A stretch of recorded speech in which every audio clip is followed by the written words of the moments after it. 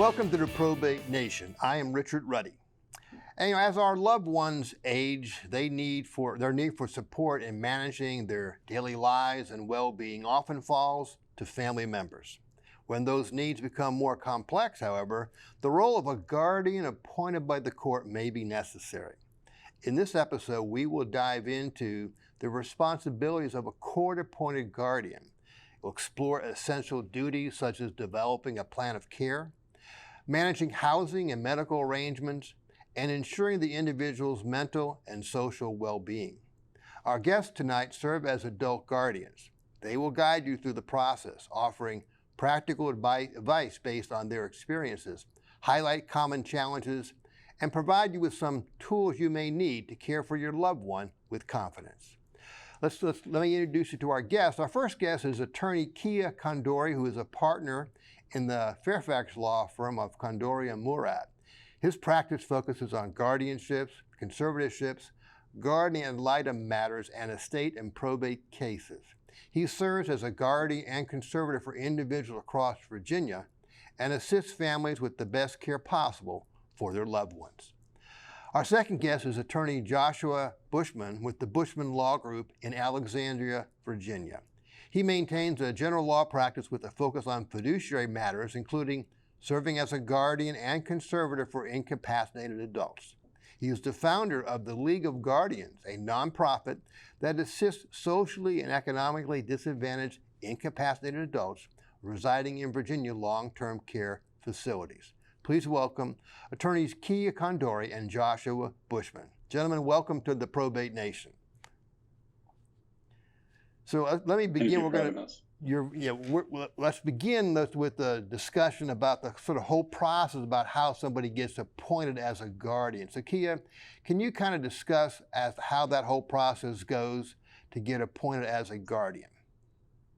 Sure. Richard, thanks for having me on. And the process, it is a complex one. And, you're going to start with kind of the base foundational players and kind of everybody slotting into the right category and who is what and who has what posture and what placement in a case when you're at the point where an individual needs to have a guardian appointed. You hopefully may have the assistance of an attorney or a firm who will be the petitioning counsel. You'll have the person who maybe wants to be the guardian being named as the petitioner in a circuit court petition that's filed in the circuit court, typically where your incapacitated adult or someone who is going to be deemed as incapacitated resides. And this circuit court petition will be filed. A guardian ad litem will be appointed, and you will go through the normal process with certain exhibits and other documentation required to get you through. It may be uncontested, it may be contested. Those things will come up naturally during a court case, and obviously as all of the certain checklist items through a petition are filed. But you want to be in the circuit court in the county or in the proper county, which has jurisdiction to get ultimately to the end of a court order establishing a guardian for that incapacitated adult. And that's a very good thumbnail overview, Kia. And I want to tell our viewers that there's a number of shows on the Probate Nation YouTube channel that actually walks you through the application process to become a guardian or conservator in each of the jurisdictions across Northern Virginia, and also talks a lot about, there's another show that talks about the role of the guardian ad litem, which Kia mentioned. So, but we're way past that in this particular show. We have someone who's now in the process and has gotten himself appointed. And I'm going to turn to Josh Bushman and to overview for us, Josh, what are the responsibilities of a duly appointed qualified guardian of an adult person? Thank you. One of the primary responsibilities is meeting with your incapacitated adult and try to understand and encourage them to participate in their own medical decisions. Understand what their expressed desires are on particular decisions, as well as any personal values. The second responsibility that kind of goes along with that is to develop this plan of care. The plan of care will encompass housing decisions for the incapacitated adult, medical decisions that need to be made for them, mental health decisions if they're experiencing any mental health issues, as well as social issues that come along with it. And Josh, when do those responsibilities of the guardian begin? Upon appointment is when the responsibilities begin, but it's never too late to start working on your plan of care. Certainly, even during the petitioning stage of the process or as the case is developing prior to your appointment, those are good times to be working on the plan of care and understanding how your role and your responsibilities will be discharged once appointed. Okay, let's turn now and begin to take a look at a kind of a detailed list of the responsibilities of a guardian. So, can you tell us a little bit about, I've got appointed, what about who should I be notifying? And there's a notification I think that needs to be done to people, but I'm not sure who. Who would get a notification that I've been appointed guardian? Right. That typically starts right from the beginning, depending on where your incapacitated adult is. If they're in a hospital, you certainly want to reach out to the caseworkers or social workers that are there. You will have your court order. You will have a certificate of qualification naming you as the guardian for that incapacitated adult. If they're at a facility, you certainly want to give that documentation there. Hopefully your petition includes maybe some family members, spouse, friends, relatives. You want to be able to provide all of your contact information so that they know where to reach out to in terms of who the decision maker is going to be, which is the guardian. So from a medical standpoint, whether it's a hospital, facility, doctor, physician, primary care physician, you have one side there. And then from a friend, family, spouse, children, to the extent that that's also the best starting spot to really open up as much dialogue and much communication so that people are aware that a guardian has been appointed. Now, Josh mentioned the plan of care. So tell me, he kind of touched on that, but tell me a little bit about what is a plan of care? What's the purpose behind it, and when is that put into place?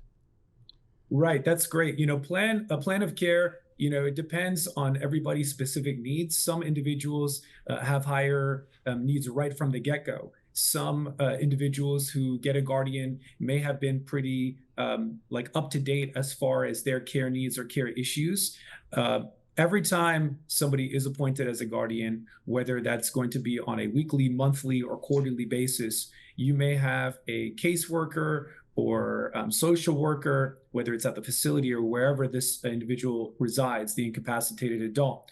And this guides the guardian to know, hey, what is our plan here for care?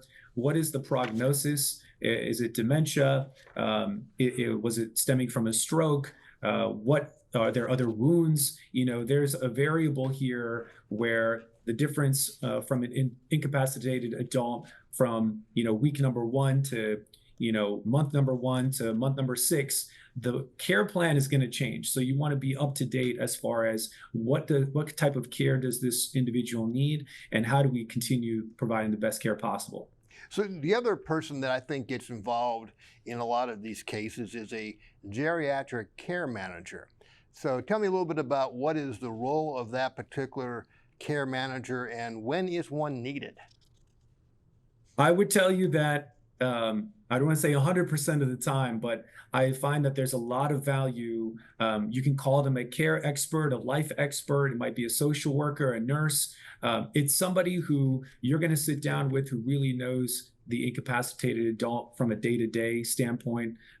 Typically, for example, if they're at a facility and you want to create basically ADLs and what's the short-term prognosis here? What are they needing on a day-to-day basis? And then where do we see this trajectory going? I think that no matter what, there should always be some sort of care manager or nurse or individual involved with the guardian. This is where I also include family members to sit in on care plans. Typically, it'll just be either a Zoom or a phone call so that everybody is aware. Family members sometimes will think that, oh, a guardian is appointed, and so now we're cut out of the equation. And I don't think that's the right way to go about it.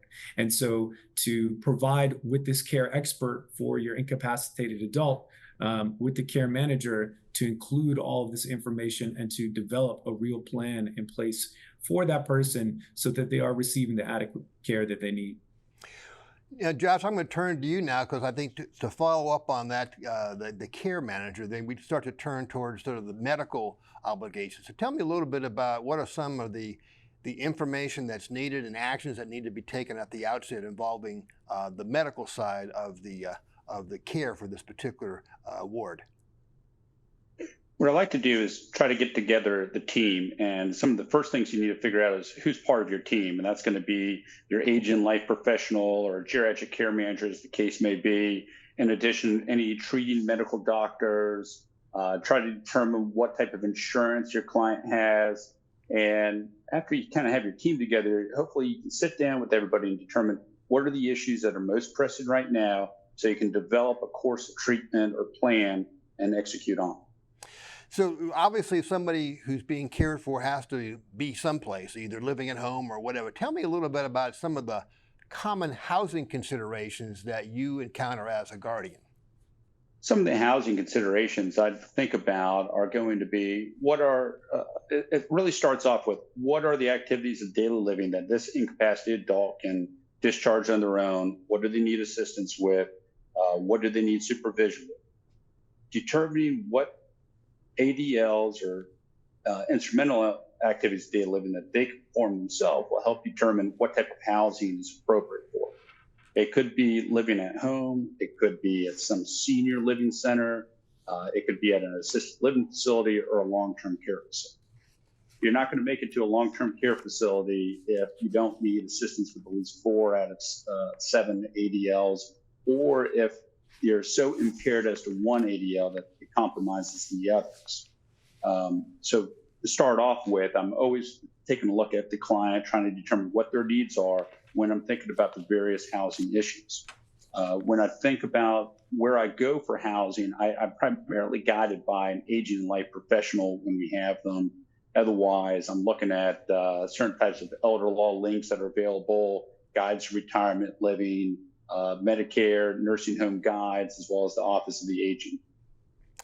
Okay, well, I think I'm sorry. Go ahead. I apologize for that.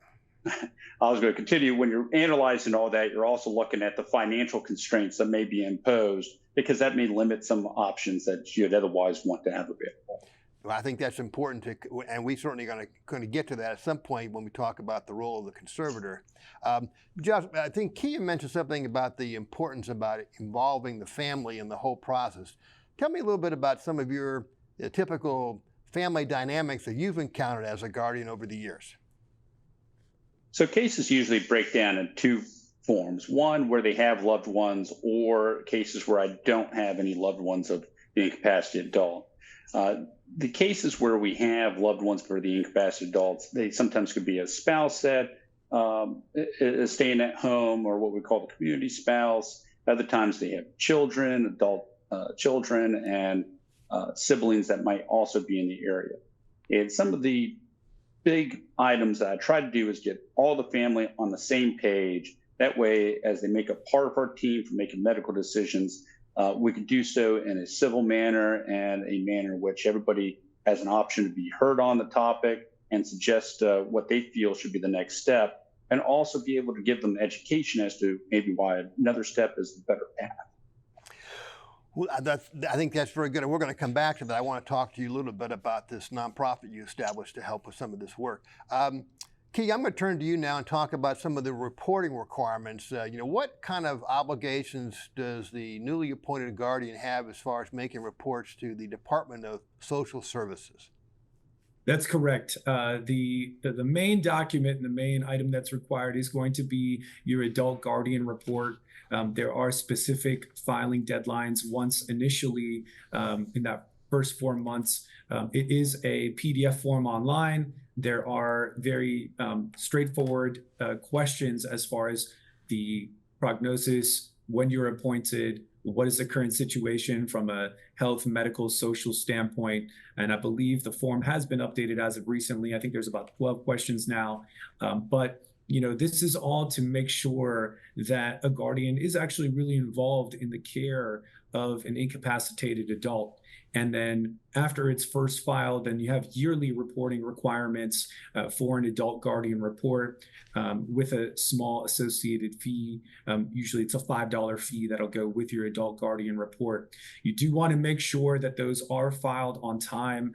The timing requirements and the penalties for not filing versus just, like, oh, I'll put it off. You don't want to not file an adult guardian report, even though I know that all guardians that get appointed are primarily concerned with the care, but there are administrative and legal requirements that need to be complied with. And that's the primary document, is the adult guardian report. Okay, so, and I think we're going to move quickly past the next thing, but I want to just confirm that the newly appointed guardian does not have any obligations to make any reports to our local commissioner of accounts. I just want the audience to know that. So, well, Kia, that's very good information. As we switch gears now, we've learned all about, the things that a guardian needs to do. We've gone through that detailed list. So let's really focus on the first week. I've just been appointed. What should I be trying to get accomplished during that first week? There is a lot of heavy lifting that really starts early on, primarily in the first week as you get the court order and get your certificate of qualification. For me, it's all about notice. Notice to all the parties, notice to all the physicians, and try to get as much information as you can to then turn around and let everybody know that you have been appointed guardian. If there's this urgent health situation that may be where you need to make things like a DNR and do other things like that to have an expedited kind of diving right into the hot pot, so to speak. But really, first week should be all about notice, getting to know your incapacitated adult and getting to know where they are as far as care. So let's go, Josh. I'm going to go to you now. During the first month, what are the key things that you think a guardian needs to get done during that first 30 days or so? Yes, generally I'm looking at what I should have been doing or doing the first week, making sure I did accomplish those tasks. Add on to the list any new tasks that popped up since then. See if I have a plan to resolve those issues. And then I'm always constantly going back to the care plan. Is the care plan still what I thought it was? Do I need to make changes to it? What modifications do I need to make? And then what changes do I need to implement in order to continue on with my revised care plan? Okay. Now let's go a little further out. We get out 90 days out after appointment, Josh. At that point, what am I really beginning to focus on as a guardian, or should be focusing on as a guardian? At the 90-day mark, I'm once again taking a look at the care plan. Am I achieving the goals that I'm kind of set out? What parts need to be revised? And certainly implementing new changes if necessary in order to accomplish that care plan. And then primarily I'm focused on also making the reporting requirements getting accomplished, the guardian report, making sure I'm answering the questions that they want to answer for the initial guardian report. Okay, those are the reports to the Department of Social Services. Key, I'm going to turn to you now and talk about, obviously serving as a guardian, you can't do that for free. People have to make a living. What fees can a guardian charge for their services? And frankly, who has to approve those fees? Right. Those questions go hand in hand. There's a difference here between the daily life charges and managing things for an incapacitated adult as far as a fee there. Typically, those will be in the norm of anywhere up to $25 per hour with certain thresholds on limitations. But then also you do have a separate side for management services, which are up to $125 per hour. Now, I like to put an asterisk on both of those things because you are handcuffed by the amount of income that a incapacitated adult may have. And there's naturally 3 or 4, if you can call that, people who are supervising, with the main person being typically the commissioner of accounts who would approve any fees. However, you want to be guided also by your court order. The circuit court may have put specific items in your court order, and then also working with a conservator. If a conservator was appointed, you want to make sure that you are all on the same page, which goes right with Josh in establishing your team.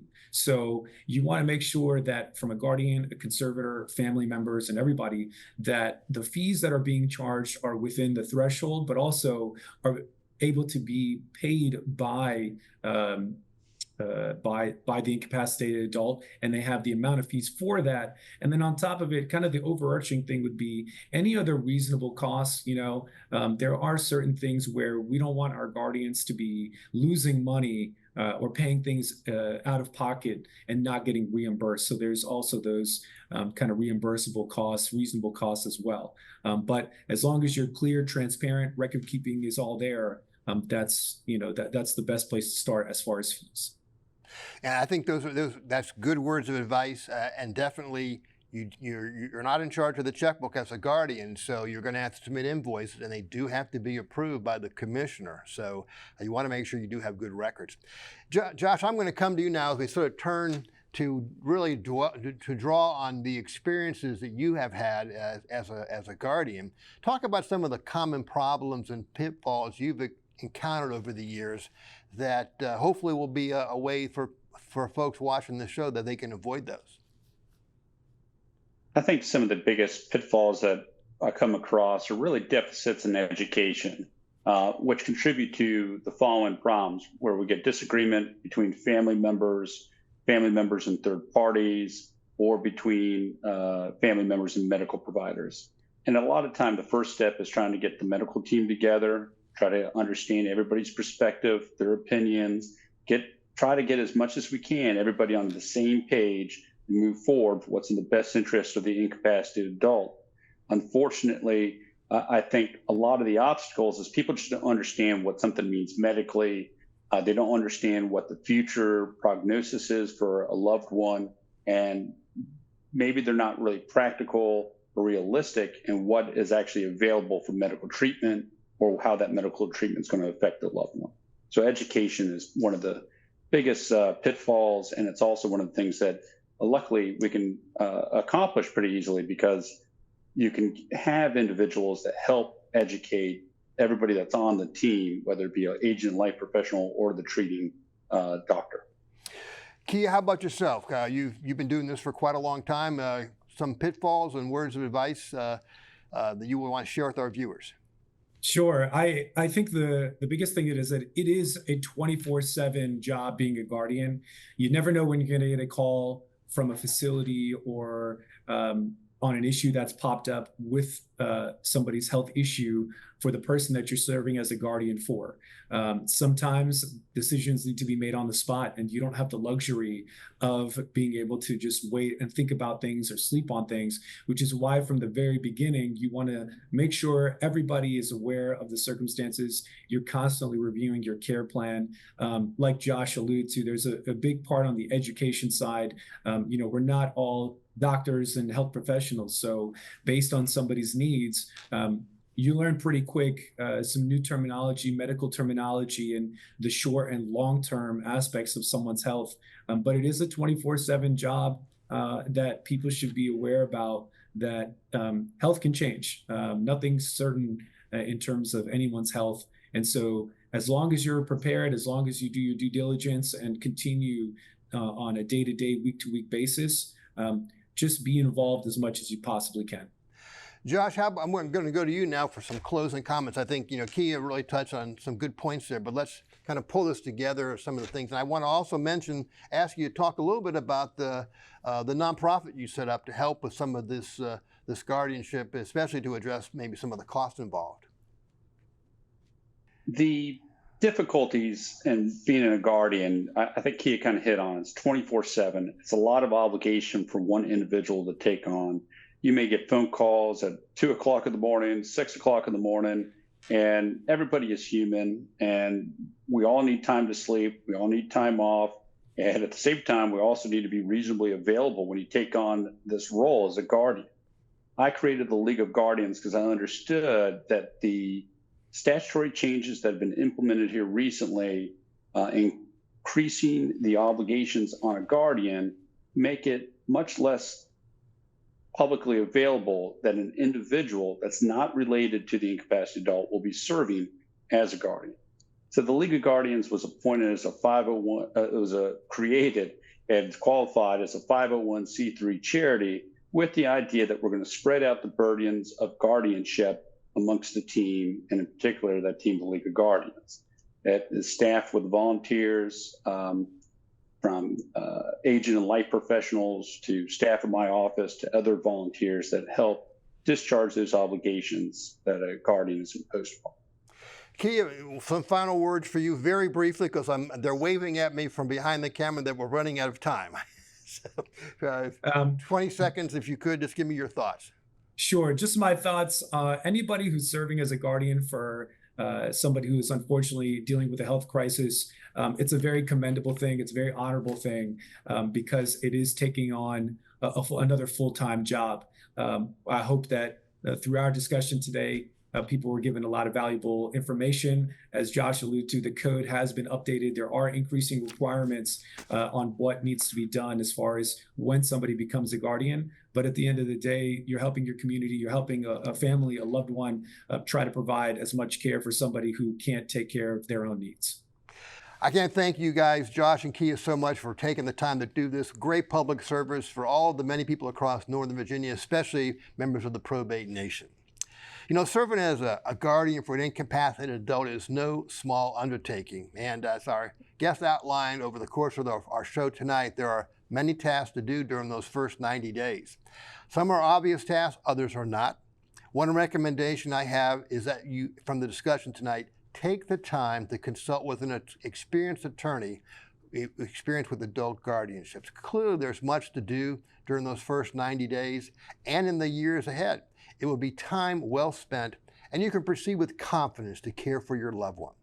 This concludes our show this evening. We hope you found it informative. Just a reminder that replays of this show can be viewed on the Probate Nation YouTube channel. And if you want to receive guardian, conservator, and probate tips, please join the Probate Nation by signing up for the free monthly newsletter. Until next time, I am Richard Ruddy, and this is the Probate Nation.